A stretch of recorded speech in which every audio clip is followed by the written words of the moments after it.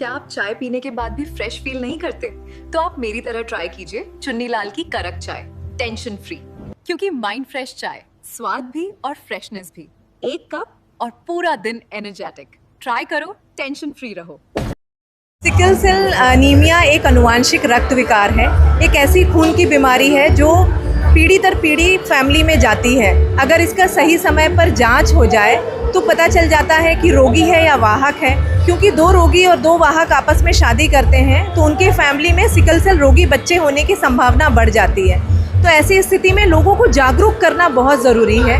इस तरह के आयोजन लोगों के अंदर जन जागरूकता बढ़ाते हैं। जब सब लोग मिलकर बात करते हैं ऐसी बीमारी के बारे में जिसमें आनुवांशिकता आती है तो लोग जन जागरूक होते हैं और अपनी जांच कराने के लिए शासकीय अस्पतालों में पहुंचते हैं।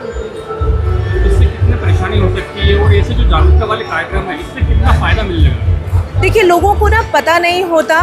लोग अगर स्पेशली जो वाहक होते हैं जिनको, वो नॉर्मल होते हैं लेकिन उनके अंदर जीन खराब होता है, मतलब सिकल सेल का जीन होता है, तो वो नॉर्मल अवस्था में उनको कोई सिम्टम नहीं होते, वो बीमार नहीं होते हैं, तो वो शासकीय सेवाओं में या अपनी जांच के लिए नहीं आते हैं।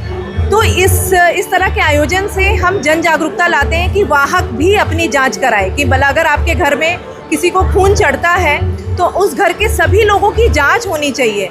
क्योंकि जो वाहक है अगर वो दूसरे वाहक से शादी करेगा तो उसके घर में सिकल सेल रोगी बच्चा पैदा होगा।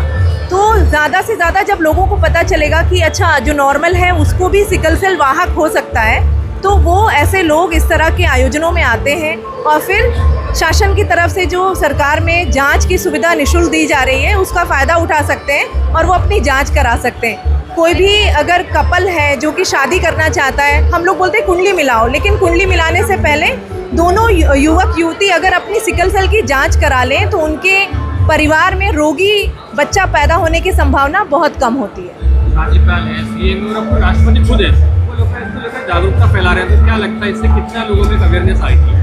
नहीं, बहुत अवेयरनेस आएगी बिल्कुल। क्योंकि लोग जब कोई राष्ट्रपति, राज्यपाल या मुख्यमंत्री बोलते हैं तो लोग उनकी बात सुनते हैं।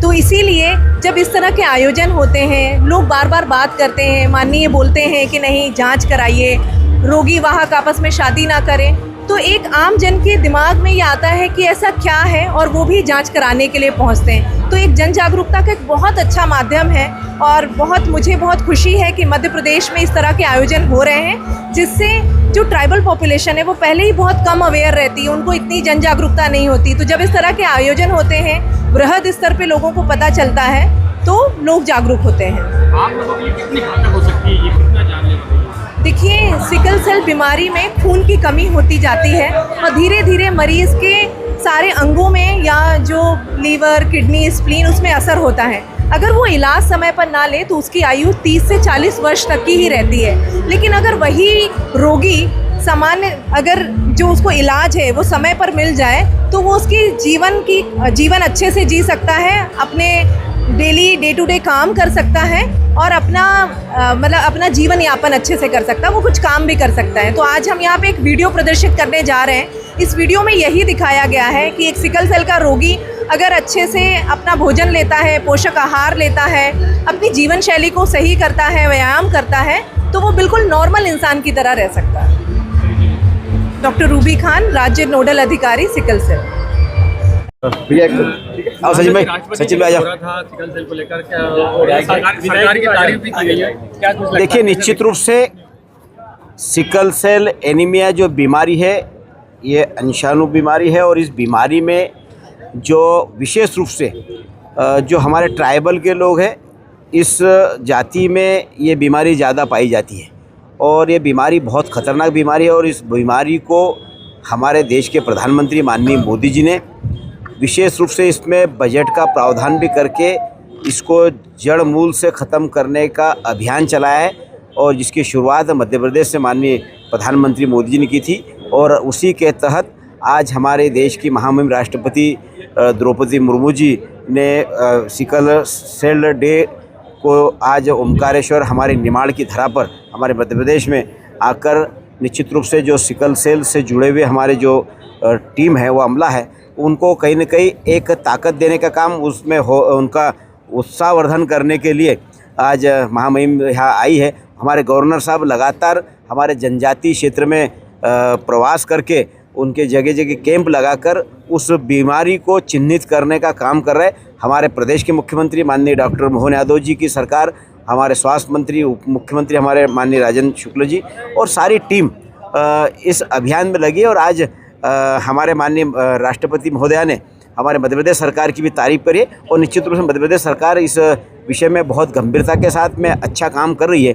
हमारे ही क्षेत्र में महामहिम जी ने भी आकर पंधाना में भी आकर उन्होंने इसका जो है कि स्क्रीनिंग करने का काम किया। अभी 28 तारीख को महामहिम जी हमारे लोकसभा क्षेत्र के झिरनिया जो जनजातीय क्षेत्र है उसमें भी आने वाले हैं और इस तरह का कैंप लगाकर जो भी लोग इसमें इस बीमारी से ग्रसित है ऐसे लोगों का स्क्रीनिंग करने का काम भी इस माध्यम से होने जा रहा है। सिकल सेल का आज एक बड़ा आयोजन था, राष्ट्रपति जी यहाँ पहुँची हैं और जागरूकता किस तरह का जागरूकता कार्यक्रम चलाया? देखिए, सिकल सेल एनीमिया एक गंभीर और बहुत ही दर्दनाक बीमारी है जो रक्त जनित रोग होता है और इसके लिए मिशन मोड में जो काम हो रहा है पूरे देश में और मध्य प्रदेश में, आज महामहिम राष्ट्रपति जी के आने से इस मिशन को ताकत मिली है, उत्साह बढ़ा है।